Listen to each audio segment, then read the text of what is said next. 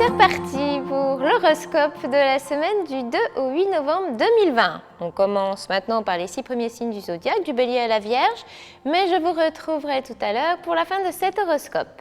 Bélier, côté cœur, vous serez en mode « je ne sais pas ce que je veux » ou « je m'échappe ». Oui, mais il y en a un ou une à qui ça n'échappera sans doute pas, premier décan.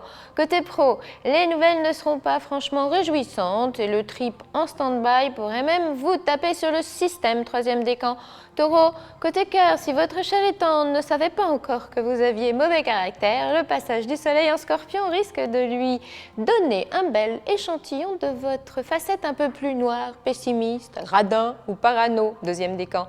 Côté pro, ça sentira parfois l'embûche, deuxième décan, mais il en faut plus pour que notre taureau trébuche. La chose à éviter quand même, transgresser, parce que c'est pas bien et que ça peut vous attirer des ennuis.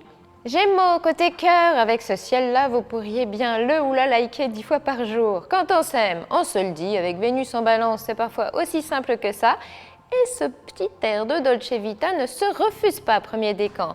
Côté pro, vous ferez preuve de beaucoup de pédagogie et jouerez votre rôle avec élégance, troisième décan, idéal pour trouver un arrangement à l'amiable et ou réussir à faire dire oui à n'importe qui. Cancer, côté cœur, dans le genre relation superficielle ou affect en mode minimaliste, vous allez vous surpasser, premier décan. Bonjour, bonsoir, t'as vu le temps ? Vous fuyez quelque chose ou quoi? Côté pro, ne vous faites pas trop d'illusions, troisième décan. Les gens seront du genre pas cool du tout. Et certains manqueront même sacrément de bonne volonté.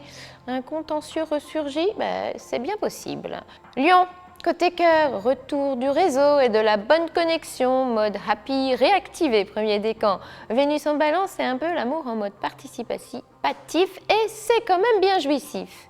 Côté pro, quand vous êtes en mode adorable, vous êtes tellement plus abordable. Troisième décan, le résultat sera appréciable.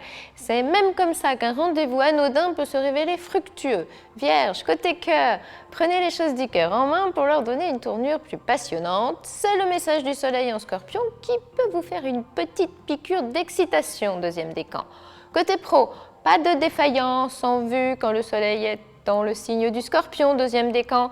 Le pas est beaucoup plus assuré, la volonté ne risque pas de flancher, pas envie de vous dégonfler. Ça inspirera le respect tout ça. On se retrouve plus tard pour les 6 derniers signes du zodiaque, alors à tout à l'heure.